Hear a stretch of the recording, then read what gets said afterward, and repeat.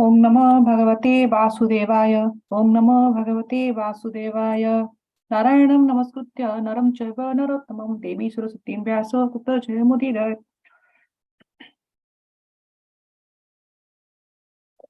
Today we are going to discuss Bhagavad Gita chapter 18 verse number 30. The chapter title is The Perfection of Renunciation.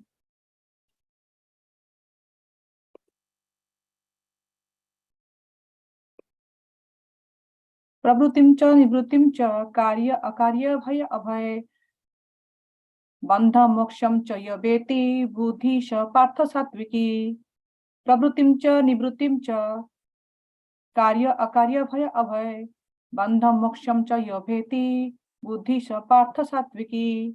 Word by word meaning. Prabhutim, doing, cha, also, nivrutim, not doing, cha, and karya, what ought to be done, or karye, and what ought not to be done, bhaya, fear, abhay, and fearlessness, bandham, bondage, moksham, liberation, cha, and ya, that which, beti, knows, buddhihi, understanding, sa, that, partha, o shanapratha, satviki, in the mode of goodness. Translation and purport by His Divine Grace Srila Prabhupada. O Shanapratha, that understanding by which one knows what ought to be done and what ought not to be done, what is to be feared and what is not to be feared, what is binding and what is liberating, is in the mode of goodness.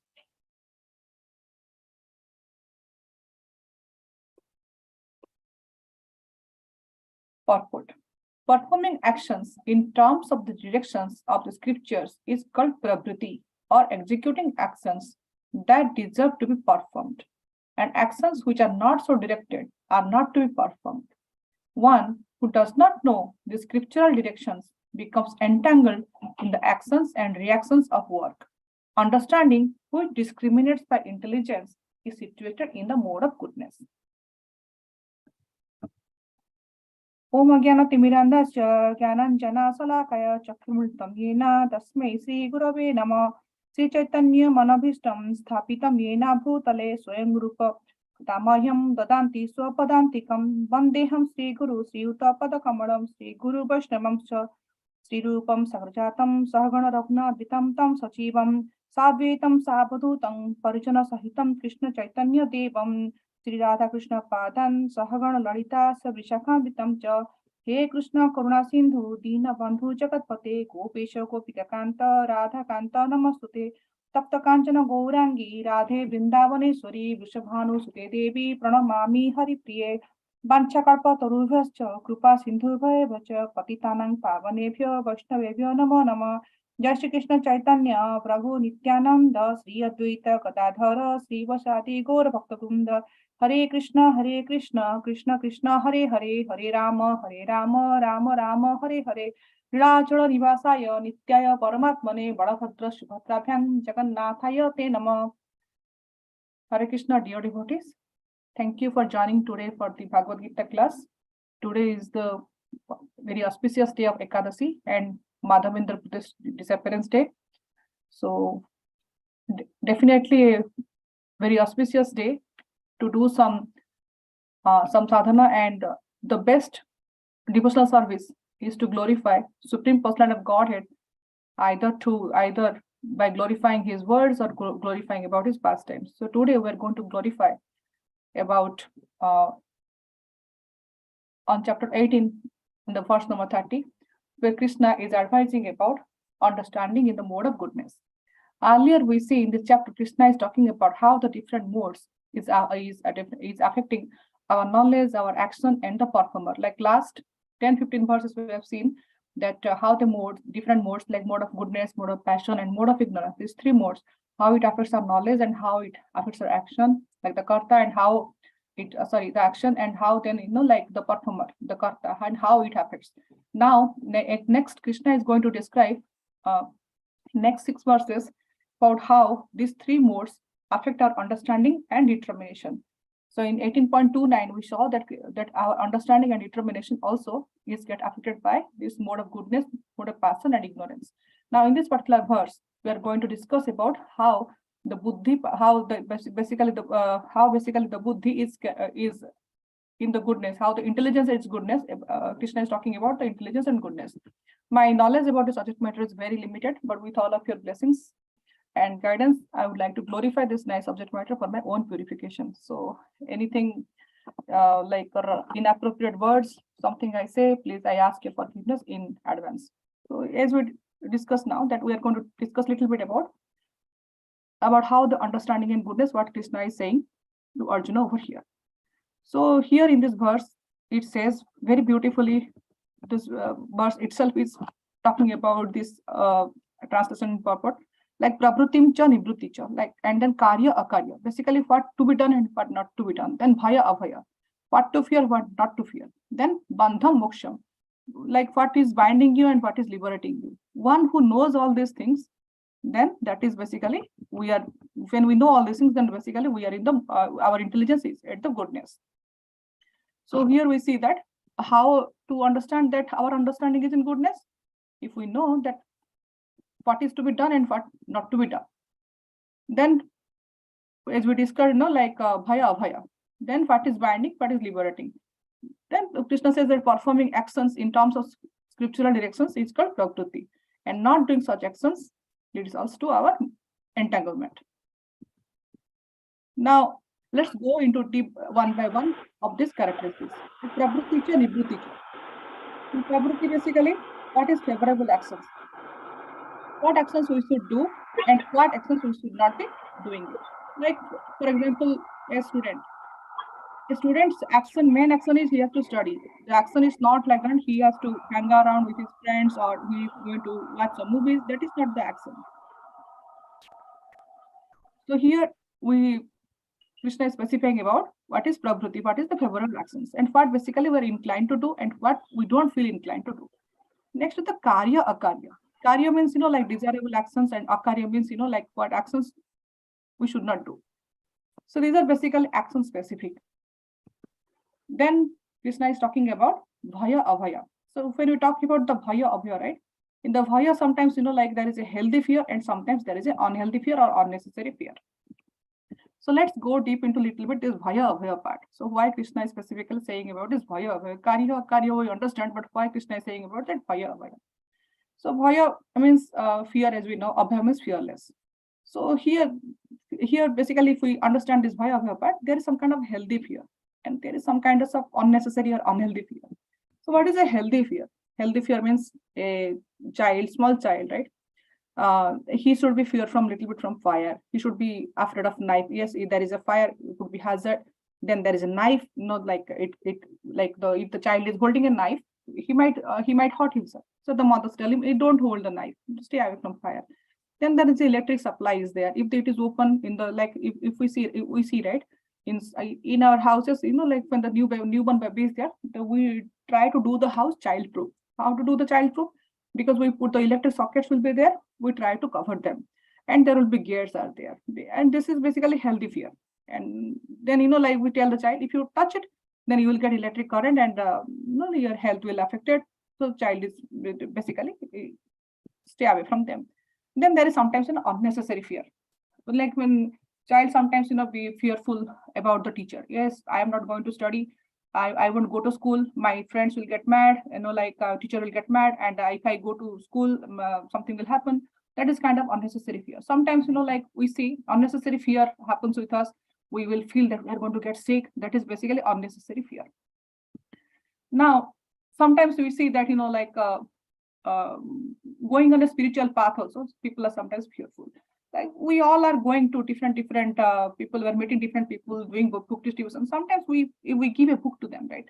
And sometimes we feel that there is some kind of fear within them, that yes, these are ISKCON devotees, these brahmacharis, these are monks are there. If we join ISKCON, there is a fear outside of, sometimes we have seen that they will make you vegetarian. Like I heard from some of my friends that if you join ISKCON, they will make you vegetarian. They will, the unnecessary fear is there. Sometimes people become fearful of the God, that yes, if I'm going to temple, if we don't give 10 rupees of coconut to Lord Krishna or Lord Shiva, then Lord is going to get mad at us. So there is a fear. So those fears are unnecessary. So we need to understand when to have this fear and when we should be fearless. And this sometimes, like we can think that yes, we are very, very fearless. Some, like in a household, right? Sometimes when the conversation is happening, like sometimes the wife, out of of cautious and caring attitude, will tell to the husband like, or son, that don't do this, and the other person will tell, what do you think about myself? I'm the man of the house, I can do this, I can do that, and I cannot sit at home and sit down and relax like that. So that is basically, we sometimes we think that they go against the law, they go against what is our elders are saying, because and do sometimes undesirable task. Sometimes what happens, out of the fearlessness, if you see the right hand side picture over here, the person is driving in a high speed. In the high speed, he is driving and he is hitting a car and the accident happens. Sometimes this kind of fearlessness unnecessarily becomes the foolishness. Like the snow will be heavy snow is going on, and there everywhere there will be alert will be there. Yes, don't get out of the house because it is going to snow heavily and there could be blockades or accidents. But sometimes people become very, very challenging kind of thing. Yes, no, my car is good and I am very good driver, I will go. There is a nationwide emergency warning will be there, but they will step outside. Then what will happen? Accident will happen, something wrong will happen. So that time, this kind of fearlessness can be considered as a foolishness. So we need to understand where to be fearless and where to be fearful. The left side example, if you see, there are healthcare professionals are there. During the COVID time, these healthcare professionals, they did not care for their life. So what they did a very commendable job. They basically wearing mask and everything. They treated the patients. They knew that time, if, treating COVID patients could be challenging, but still they were fearless and they served. So basically here, this time, this is basically their duty band. And so here in this example, we see that becoming fearlessness, how important it is. The other example, we see that becoming fearlessness, unnecessary fearlessness can be a foolishness. Now, sometimes we see that sometimes the child wants to experiment. So when the child wants to experiment, right, say they will hold the fire and the mother will tell, don't hold it. So mother is basically has the knowledge and mother knows that holding the fire is dangerous. Like sometimes the child will be running on the rooftop. In India, some certain groups are there, right? The roofs will be open and there will be balcony will be there and there will be some kind of parapet will be there. Child will be sitting on top of that. So mother looking at that, mother is very, very scared. The child thinks, oh, my mother is unnecessarily getting scared. I am fearless, nothing will happen. But that could be a consequence, that could be danger that the child might fall down. So and so that's why the fall down. So that becomes that time, because what will happen, the fearlessness becomes basically your foolishness becomes. And sometimes this bhaya aspect is there, right? Sometimes we might, the same person become fearless in certain instance, and same time the person also handle the same situation in a different way. For example, that there will be when their police or like armed forces we have in army forces we have there, right? So what they do, they basically try to protect the citizens. So the situation happens sometimes in the school or somewhere, we see that they take kids at the hostels. The same police, they have the Kshatriya attitude. In the Bhagavad Gita, we see what the Kshatriyas are very courageous, they fight and they are very, very fearless. But the same warrior, the same police or the same an army man, so when he see that there is some terrorist or some miscreants is holding a small kid or a woman at the gunpoint, what they do, they will just put the gun down and they will listen to the demand to the other person. That time they decide what is necessary. Becoming fearless and going to fight with that hostage is necessary, or just to listen to them and be intelligently handled to the criminal is important. So sometimes we need to understand that how to handle the confrontation. If it is necessary, we can go away and go away from the confrontation and avoid it. And if it is needed, that yes, we know that we can fix it and we can do it, then only we can take the action.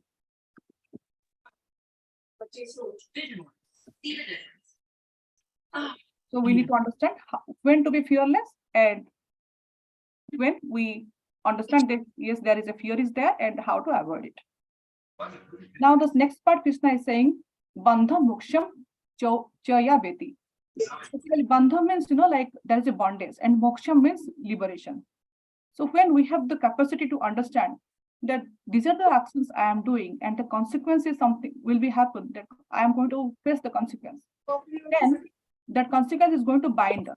So that means that we need to identify what are the good actions which is not binding me, and what are the actions which is binding me. For example, when a teenager, if he sees that his friends are smoking, and for a momentary pleasure he thinks his friends tease him that you are not smoking, you are not a great guy. So basically he tries to smoke it.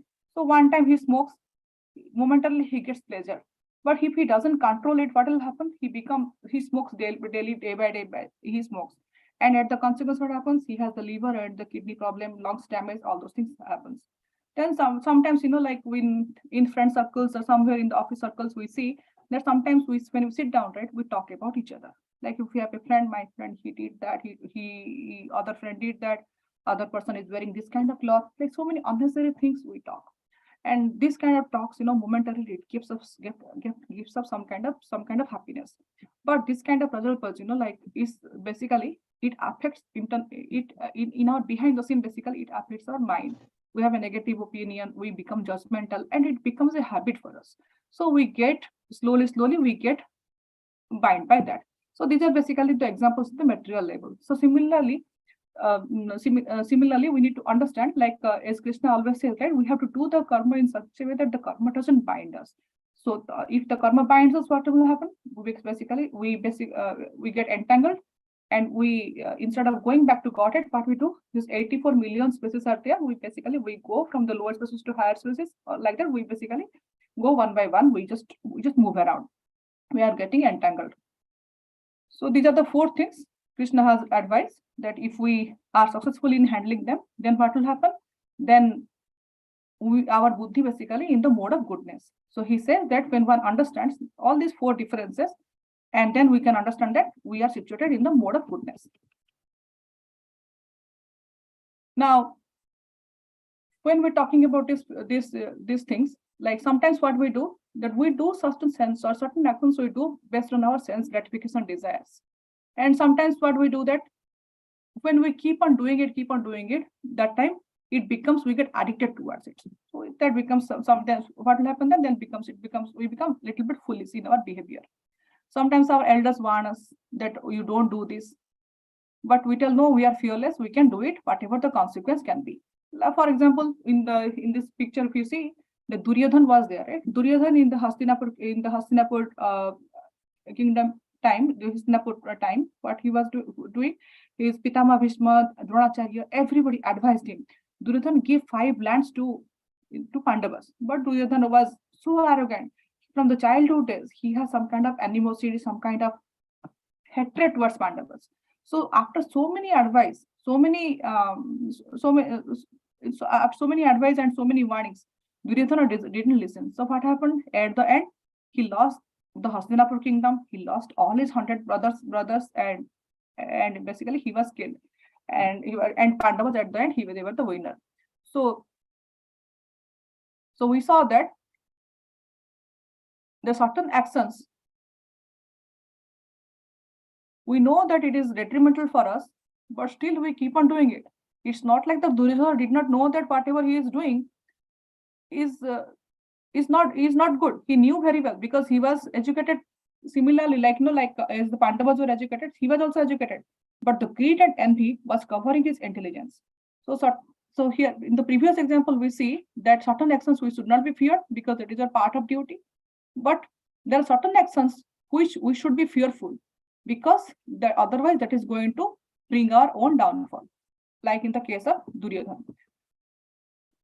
Now, last but Krishna says that buddhi sa partha sattviki.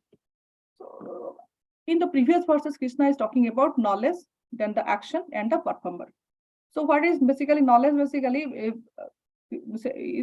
knowledge is some kind of information, and then the intelligence basically is the power to deliberate and discriminate. Basically, channelizes the knowledge. So knowledge basically sharpens our intelligence. Like if we read books, we read scriptures, so we come to know what is right and what is wrong. So accordingly, we take decisions.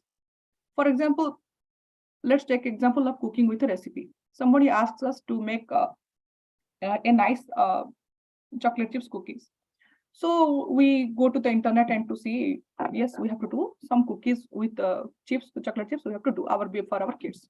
So for that, what we do, we go to the internet and try to find out the recipe. So when we get the recipe, we know these are the steps I have to do, and this is the all-purpose flour. This is the best quality of eggless chocolate, eggless brand, and this is the baking soda, or this is the baking powder, milk, whatever the ingredients we know, and we know where to get. So this is basically our knowledge. We know what to do, and step one is this, step two is this. This is what knowledge is. But while doing it, we see that certain challenges come. We don't have this ingredient, that ingredient. Sometimes the butter, if we see that it is not that appropriate, we try to add little bit some things. So that time our intelligence actually come into account. So when we overcome some situations based on our earlier knowledge, so that is basically our intelligence. So intelligence is our power to deliberate and discriminate. Now we see that, like we in our scriptures, we see there are so many examples like Ravana and Hiranyakashipu. We see they're very, very knowledgeable. Ravana was also very knowledgeable. He was knowing all the Vedas. He read everything. He was even son of Ishtabhamani, so he was very well educated, but he did not use his intelligence well. He did lot of austerities. Actually, we see that he was standing in 1 feet and he was doing penance to please Lord Brahma. He was a number on Lord Shiva devotee also. But what happened?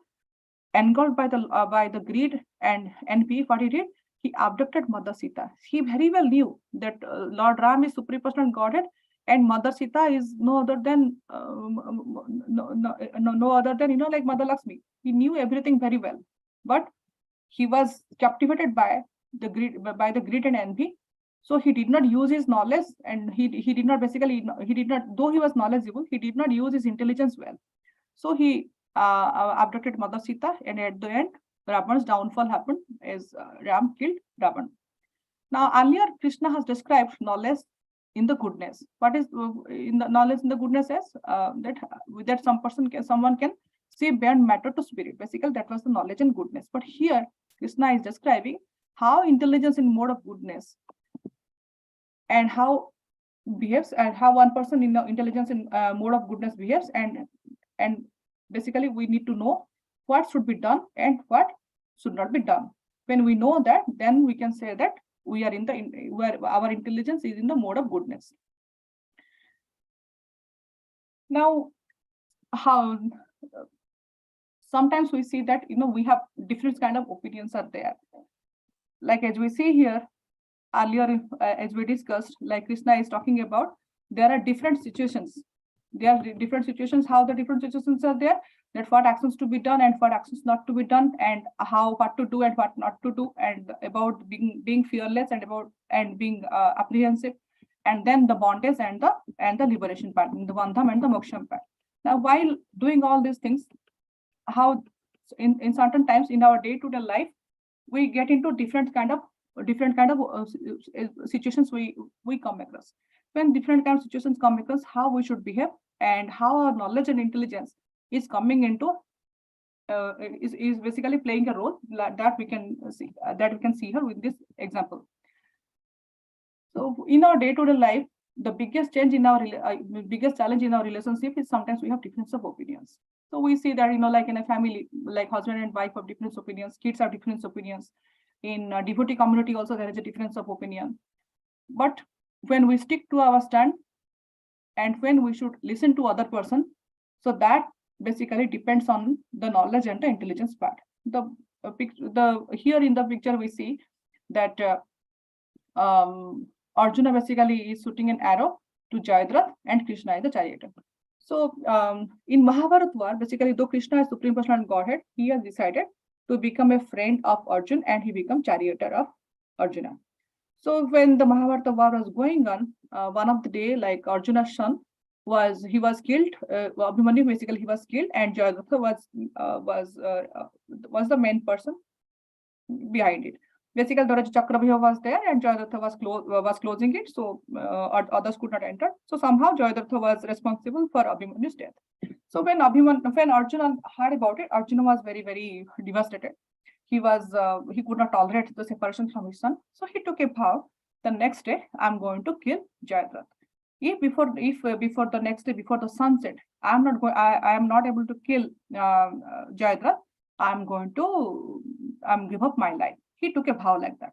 When Lord Krishna heard about Arjuna's promise like this, he was little bit he didn't like it, and he was a little bit chastised Arjuna that why you took such kind of vow when you know that that Jayadratha is such a strong warrior, and basically we are fighting this Mahabharata war under certain rules, and why did you take this kind of vow?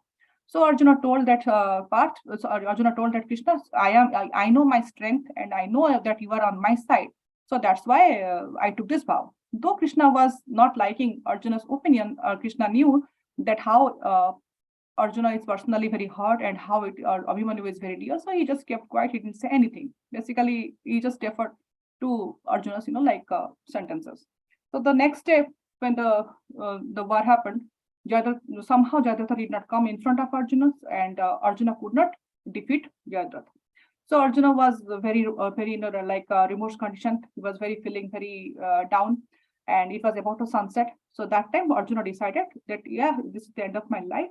I could not fulfill my promise, and so what I will do, he decided to bend down, and he put his arrow and bow down. So immediately Krishna told Arjuna, put up your arrow, lift your arrow now, bow now, and shoot Jayadratha. Arjuna was surprised for a moment. It is going to sunset, and how I'm going to shoot Jayadratha? This is against the war code. But still, though he did not like Krishna's advice, he tried to shoot the arrow. When he is about to shoot the arrow, he saw all of a sudden that there is actually sun is again appearing in the sky. So basically, Arjuna knew that since Krishna is saying to him, there definitely some purpose behind it. So Arjuna has full faith and full understanding about Krishna and Krishna's sentences. So he knew. Basically, the thing is that Arjuna was intelligent enough to understand what Krishna is trying to, that he has to surrender to Krishna, and whatever Krishna is saying, he has to listen to it. So immediately he shot the arrow, and what happened? Then Jayadratha was killed. So the thought behind is that when there are two things coming into action here, when there are difference of opinions are there, when something we want, certain times we want to do something, we need to see that how confident we are. Do we have enough knowledge about it? Then if there is some differences are there, then we should go for it. And sometimes when we want to do something and we see that some seniors are there, and some seniors are more expert than us, and they're advising us to do something, like in this case, Krishna is advising Arjuna that now you do this. So we should listen to them. So if we do that, then we are going to success. So in a summary, in a nutshell, but from this verse we learned that this is knowledge is information, and intelligence is the power to deliberate and discriminate. And we see the main part of this verse is that intelligence with the intelligence in the mode of goodness, we can discern that what to be done and what not to be done. So by analyzing our situation and by studying our scriptures, we can all deal with differences of opinion and judiciously. Then to improve all our relationships, we need to understand when to differ and when to defer. And moreover, the four aspects we see here, we need to always meditate on that, so that we will be our intelligence will be in the mode of goodness, like what to do, what not to do, when to fear, when not to fear, and what actions is binding us and what actions are liberating us. Those are the things we need to understand it. So with this, we would like to end today's discussion. Any comments or any thought, maybe we can discuss now in next few minutes. Thank you. Hari Bol. Srila Prabhupada ki jai.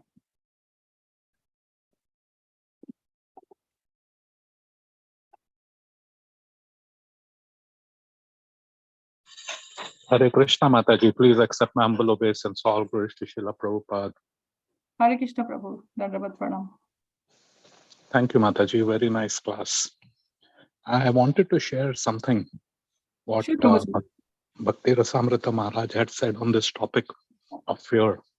So very nicely you explained, the fear in mode of unnecessary fear, and fear which is, for the lack of a better word, bona fide.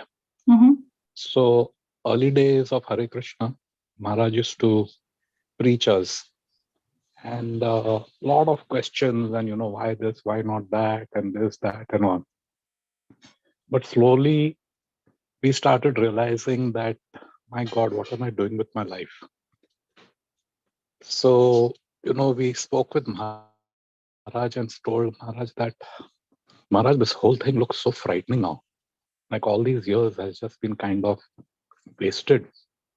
And that's very frightening. So Maharaj smiled and he says, good, fear is the beginning of knowledge. Because when we have that kind of a fear, then we look for answers and solution. And, of course, the answers which Prabhupada has provided, Bhakti provides. So that was very significant. Fear is the beginning of knowledge. So I thought I'd share that kind of a bona fide fear. Hare Krishna.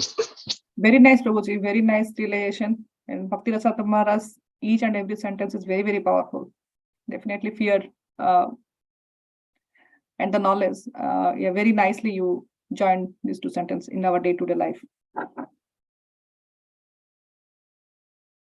Sometimes, we hear that death can come at any moment.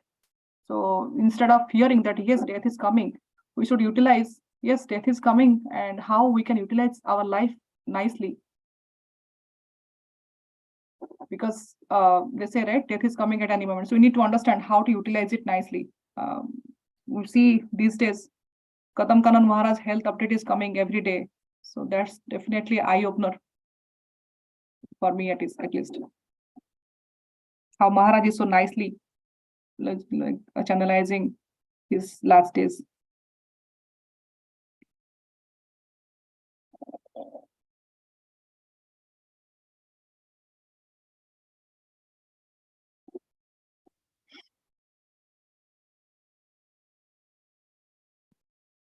Hare Krishna Mataji, Tanvat Pranams, all glories to Srila Prabhupada. Very Hare nice. Krishna, Mataji. Mataji, I have one question in terms of mind and I don't know what you call it, intelligence, man or buddhi. So sometimes or most of the times it happens for me that we understand from our intelligence that this is our path and we have to do this. This is our I don't know if it is mind or intelligence, but one part of it says do this, other part of it, like I would say buddhi says do this, like say chant, today is Ekadashi, chant, do sounds, maximize your chanting. And man says no, watch TV or do this, cook or do some other stuff, right? Solve this issue, whatever. So most of the times buddhi and man, they are not aligned. So how do we understand that, Mataji, or what should we do? We know that, I mean, theoretically I know, right? And I chant a lot, so especially on Ekadashi, right? So but then my man is not with me. My man says no, it's Friday, right? Enjoy, it's a break day, it's start of the weekend. So man is trying to pull me away from the stuff, and my buddhi says it understands what I need to do, but I'm not able to do that. So how do we align these things together? Just by practice? I mean, we have been practicing a lot, but still, Mataji, I mean, any tips would help. Yeah, definitely practicing, Mataji, will help. You see the example of that horse riding example we have, right? That the person is holding the reins and the horse is going, taking, if the person is not holding the reins correctly, the horse is taking here and there. Definitely we have to we have to do more, like more sadhu sangha, more association will help. And they say, right, Prabhupada, sometimes you say that you have to heat your mind by the brooms. That's another example. Always Prabhupada says it. And one more thing I heard from Gorandasan Prabhu, like we have a phone, right? So the phone, basically what happens, we will be watching it basically what happens, it dies out after some time. So it has to be recharged. If it is not recharged, we are not going to use it at all. We cannot use it, or it doesn't give us a good function. So every day while sleeping, we have to put our phone in charge. So similarly, the mind also, we have to recharge it somehow or the other every day. Yes, due to our due to our our current situation, sometimes the mind goes here and there, but more we have sadhu sangha, more we listen, slowly the mind comes into the track, Mataji. Hope this helps. Otherwise, maybe other devotees can add some inputs in this.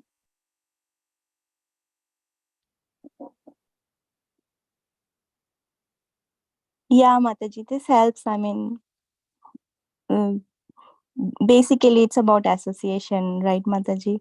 Yes, yeah, more association, like you see how sometimes you see certain devotees, some maharas we see, or some grihasthas we see, some exemplary devotees we see, we take their association.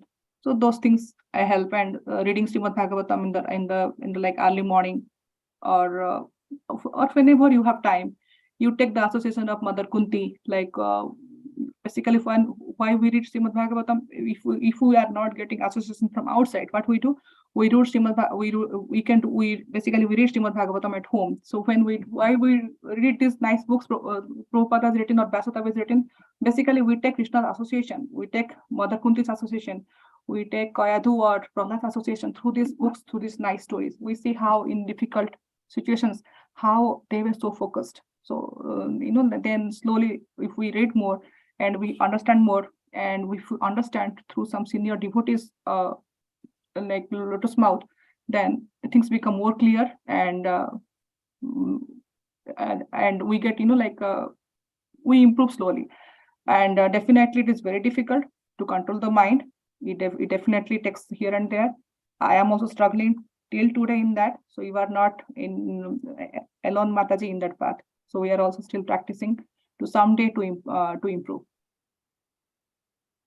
Okay, yeah, that helps, Mataji. Taking association from Srimad Bhagavatam, that's a very good point, Mataji. Thank you so much. Thank you, Mataji.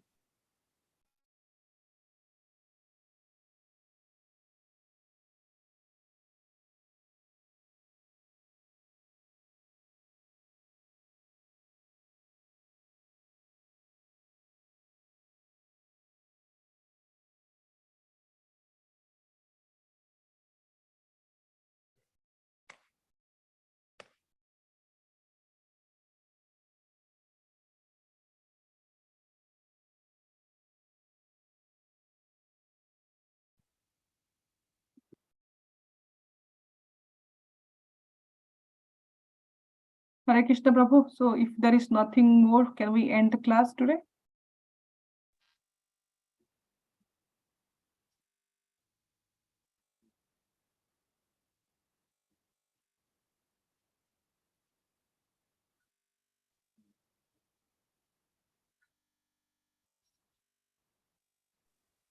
Hare Krishna, I think Simeshwar Prabhu must be in the Bhakti Vriksh. Yes. Simeshwar Prabhu. Hare Krishna, Prabhuji. Able to hear me? Yeah, we can hear now. Okay. Yeah, I think I'm about to go for Purusha. Yeah, there is nothing else. Let's conclude. We can take over. Okay. Let's offer a humble obeisance to all the assembled Vaishnavas. Vanchakalpatarubhyascha kripasindhubhya eva cha patitanam pavanebhyo Vaishnavebhyo namo namaha. Vaishnavrinda ki jai. Grantaraj Srimad Bhagavad Gita ki Jai. Srila Prabhupada ki Jai. Samaveta Gaur Bhakta Vrinda ki Jai. Mithai Gaur Premanandi. Hari Hari. Hari. Thank you, Premasarovar Mataji. Thank you, Thank you. Mataji. Thank you, so much. Mataji. Excellent class. Hare Krishna. Hare Krishna. Vivo.